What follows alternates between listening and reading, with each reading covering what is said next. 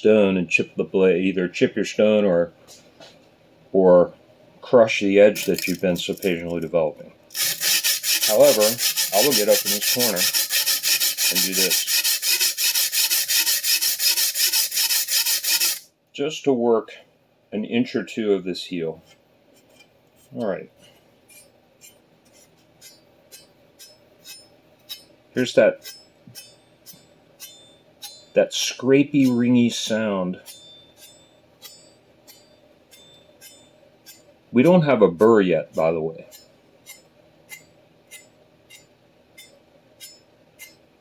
But when you can get that raspy, ringy little sound, you know you're getting very close. You're starting to get a little bit of toothiness in the edge. Now that we have that all the way down the blade, it's time to start making passes over the entire length of the blade. So when I say a pass, you know, this is a long knife and this is a narrow stone. So that means, and you can start in the tip or the heel, it doesn't matter. I generally start in the heel. A pass is heel to tip, working the entire length of the knife evenly one time across the stone. That's a pass. It's just a handy way of thinking of it. Now, we haven't been doing complete passes up until now because I wanted to get the entire knife somewhat complementary before beginning to work the entire blade. Once repair work is done, once you have a nice edge on a knife, it gets a little dull, there's no need to go back and do this, you know, grinding on one part of the knife. Every time you sharpen it, you will work the whole blade in passes. All right, so we're starting on the left side of the knife in the heel.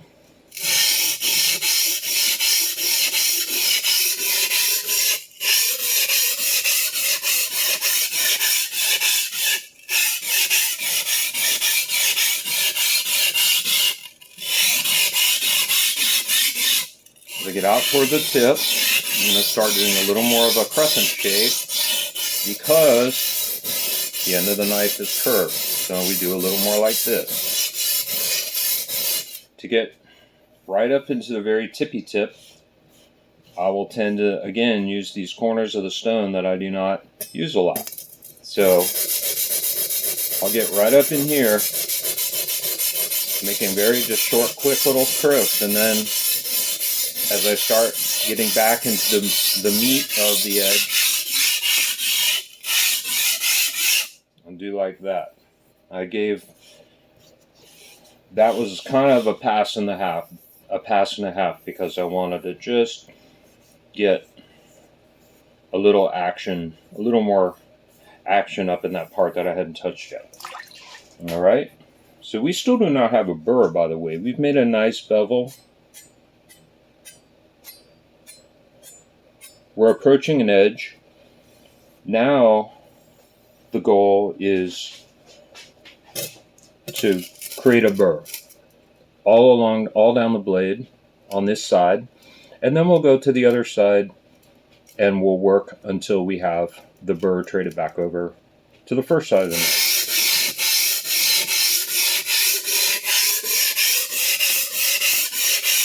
And once that's accomplished, we'll have our edge.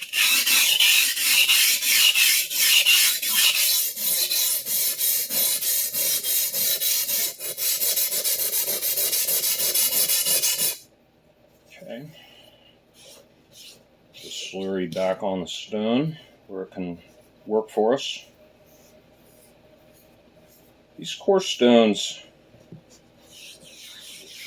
they tend to wear down quickly.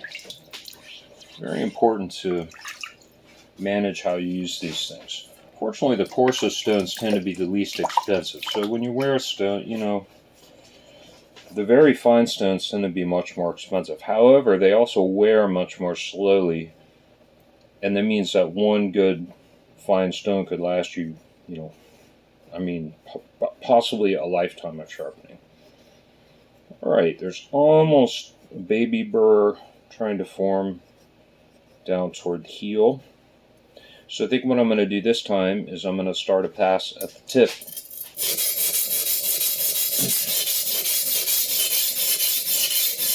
A little curved action here in the belly. The belly of this knife, very close to the tip.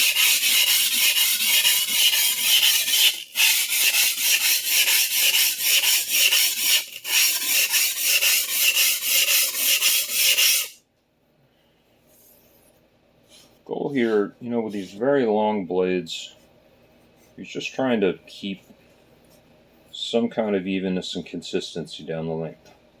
Alright, so there's a little burr down here, but nothing up here yet. And that means, despite the fact that I flat spotted the edge on the heel, and the edge up here, the tip from here to the tip, did not feel dull. There was an edge there. However, I'm putting a much finer bevel on this knife than there was previously, and that means a lot of metal to remove before we actually reach the apex of the edge.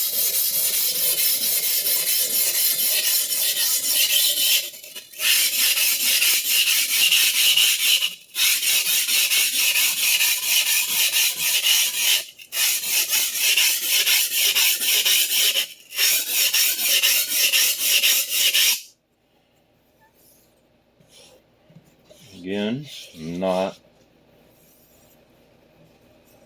I'm not approaching the heel of the blade until we get everything kind of sort of even down the length. And we are certainly getting there. One more pass and then I'll run the edge of the knife up in front of the camera so you guys can kind of see that the bevel is all the way down. So let's start at the tip again. Get up in this corner, even wear the stone. The more evenly you wear your stone, the less you have to flatten it. And the less you have to flatten it, that means the more of the stone actually got used for sharpening rather than just being lost due to a flattening.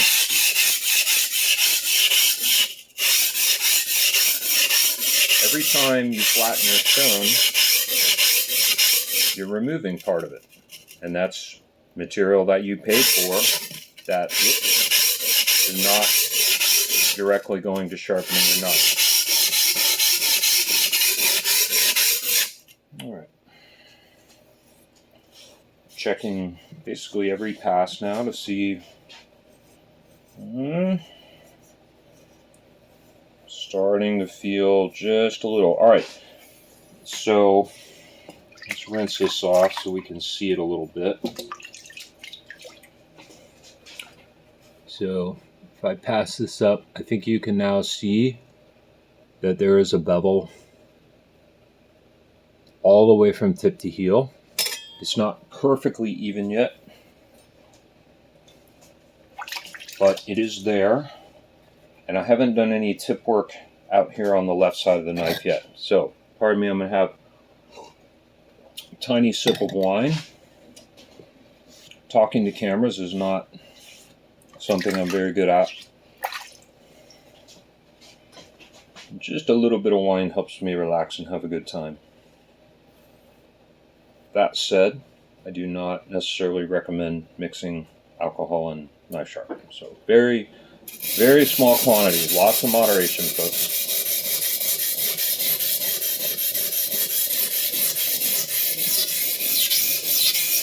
I decided to start at the tip on this one because the heel's already quite well ground down on this side.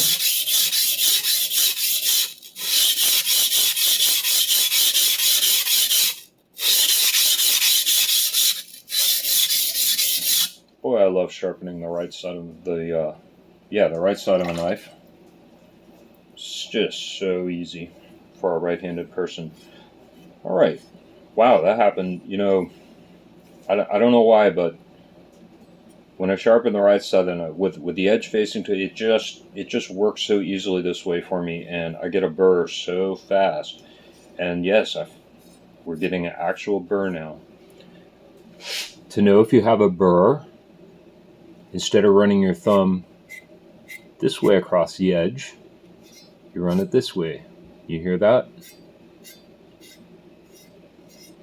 Now we're getting that scrapey, ringy sound from running the thumb sideways. And you can feel it.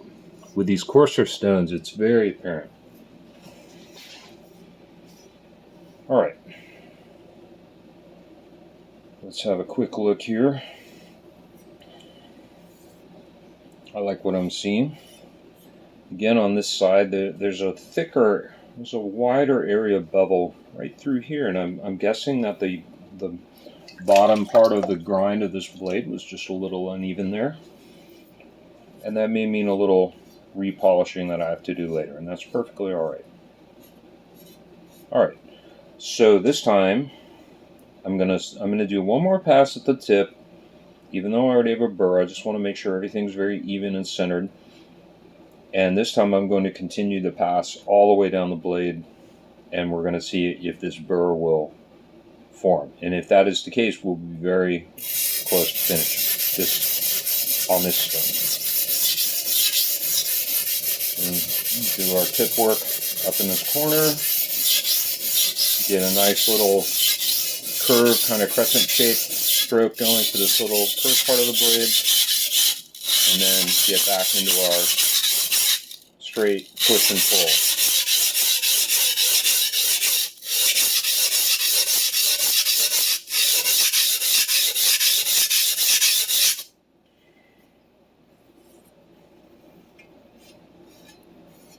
I promised y'all I would try to shut up a little bit. Sometimes easier said than done. If I decide to do one of these sharpening videos strictly for ASMR type content, I won't talk, I'll just simply do it. And perhaps I will do one of those. Alright. Just a little bit of burr. I'm going to work right down to a little more.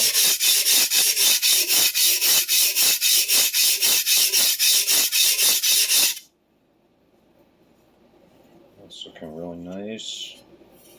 Oh, getting very close now, very close. A little more.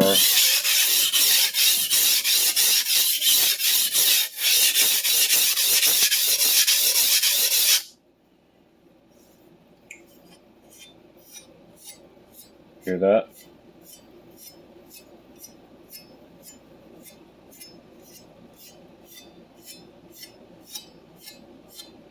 Here's a burr. Here is not a burr. Or barely a burr. Burr. Not a burr. So, I think I got that side fairly even. I'm going to go back to the other side now and do a full pass or two, beginning in the heel, and then we'll check for burr on the other side. Once we get a consistent burr down one side, then it's just a matter of trading it.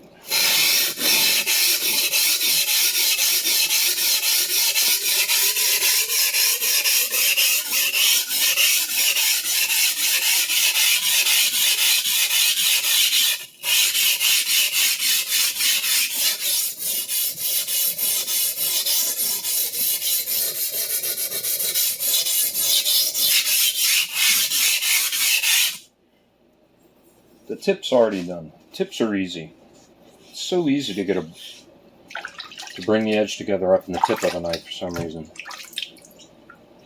Possibly because the tips of most knives are ground a little thinner. The thinner a knife is, oh yeah. Nope, not right there. Burr.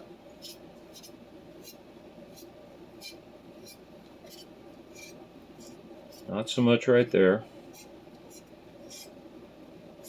There you can. The tips burr up really fast. Let's do another one. This heel is thick enough that it's taking a little extra work.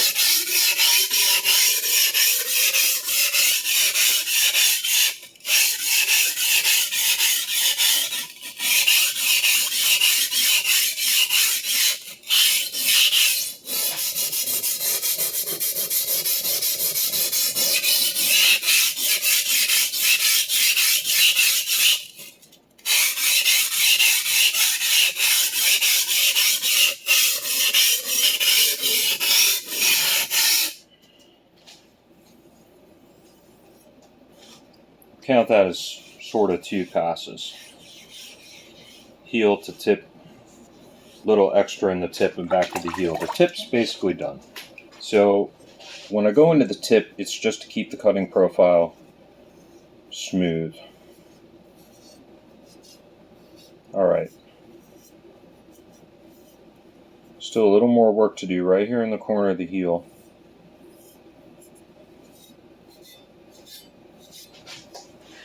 So listen here.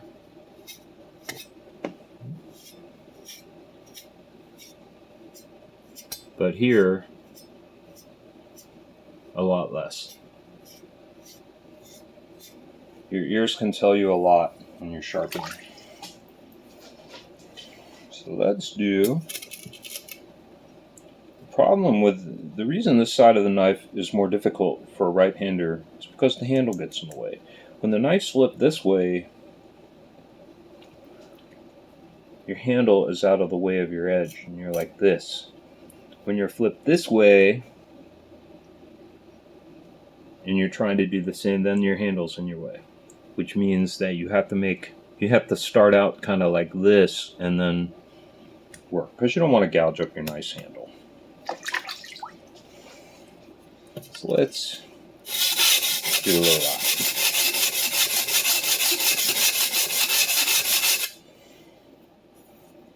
Sometimes all that's needed is just a little area specific work.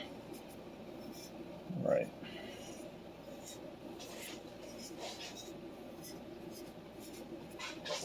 Like that. This is a pretty thick, heavy blade, and so this coarse work is taking a lot more time than it would on a more slender knife. Alright, let's do one more complete pass down the side. Now.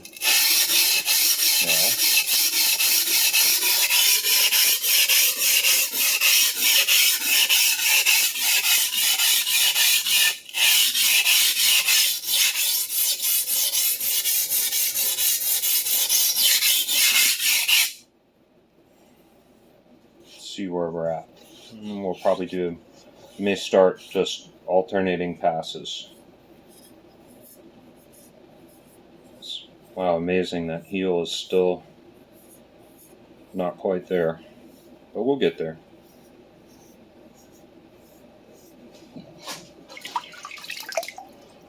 This side's getting...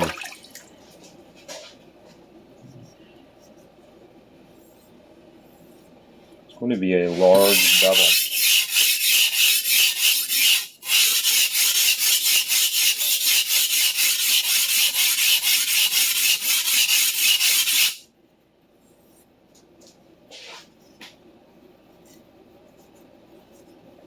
Some people right now are like, you do this for fun? Well, yeah. I really like food, and I like to cook. Sharp knives make food prep such a joy.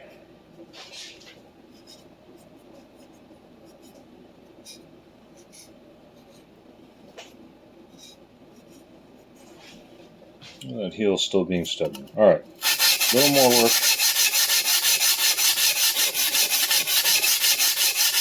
Very focused pressure right there on the area that needs it. Almost. Alright, I'm going to work back here over on the other side a little bit. We have a burr almost the whole length now. So I'm going to start trading sides back and forth until it starts passing consistently. You don't want to you know, it's real easy, especially with an old blade or one that you've had to flat spot to fix the cutting profile. It's very easy to get one side of the knife all developed and then have the other side be just, you know, just a tiny thing. You get your, you know, you really want your edge consistent. But if you put all the edge on one side, then the other side barely has any. And that's fine if your knife is designed to be an asymmetrical double bevel like my Giotto, where one side of the knife has approximately 70 to 80% of the bevel and the other side is designed to have 20 to 30%. And that knife I sharpen conscientiously to achieve that result. And it's wonderful. And the entire blade of the knife is contoured to allow exactly that sort of configuration, and it cuts amazingly. It's so sharp and wonderful, and it tracks true through the food and everything. It's very carefully designed for that. But most Western knives, in order to cut smooth and true through the food, they need to have the bevel very even, be very even on both sides. All right, so let's do a pass back on the right side now. Let's see if we achieve burr in the heel, for one thing, but also just to keep everything even. So this is just a quick pass. Just a quick pass.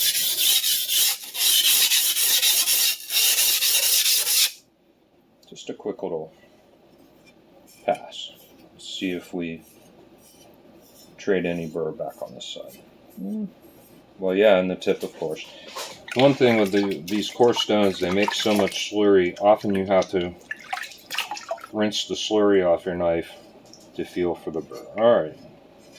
Still not quite in the heel. Here, this area, must be a very thick part of the blade. I'm having, even though to look at it, the bevel is very pronounced on both sides, but I haven't quite reached the center. But all in here, all this area that I flattened, need a little more right there. This must be a very thick part of the knife because I have a huge bevel on this side, and it's healthy on the other side, but I still don't have a burr there. So even though this already looks like it's way over sharpened, but it's not. It's not. It's just a thick spot. So this heel is really bugging me. So we're gonna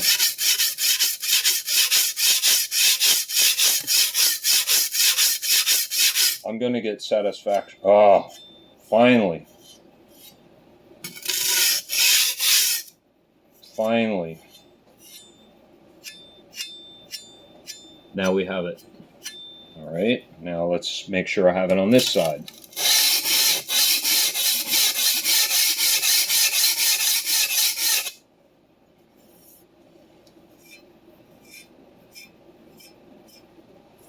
Not the fastest knife sharpener in the world.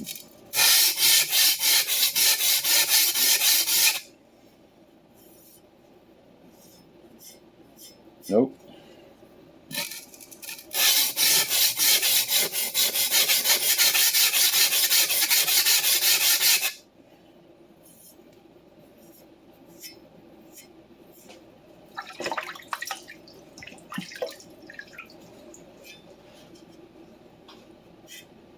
Oh, finally. Jeepers. Jeepers creepers. That was a thick heel. Oh.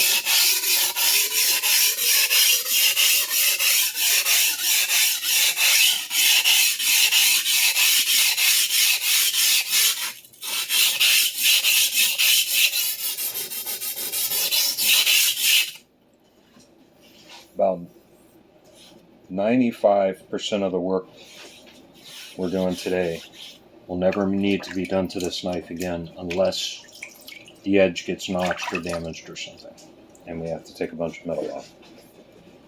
But I want to see where the polish ends and the primary cutting bevel begins. I've taken a lot of metal off around this edge here. So you want to, you know, going on almost an hour now. And why is it taking so long? Well, that's why it's taking so long. All right. Right here in the center of the blade, must be really thick because I still don't have a burr on that side. Tip is burr, burr, burr, burr, burr. Right here, no burr. That must be just right in here. A really thick area of the knife. And that could be, originally, this blade may have been more rounded, and it's possibly years of use and sharpening. It just got worn up here so that the cutting edge is effectively in a thicker part of the grind. That does happen with old knives. Some real old knives get so worn away that the blade ends up being that kind of a shape. You'll see that a lot. Very old. If you go on eBay or something and look at some pictures of some very, very old knives that have been well used over the years, you'll find that sort of thing. So we want to keep everything, you know, I don't want to contribute to that kind of shape by wearing, you know, I could sit here and just keep sharpening on that middle part. Well, what am I doing then? I'm creating that kind of concavity in the cutting surface, and we don't want that. And that's why I continue making passes down the entire blade now, because we're very close. So we want the entire blade to be lined up.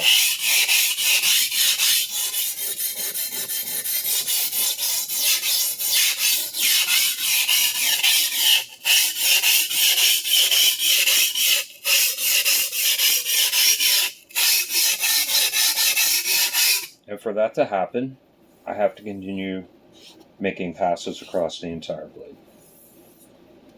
I don't want to simply wear the center of the knife out and say, well, I've got a burr, therefore... Alright. I'm still not happy with that center. So we're at an hour now. I'm going to take a short break, get a nice cool drink of water. And this will be continued very shortly in a second video. So, I'll see you guys in like 5 minutes. Stick around for part 2.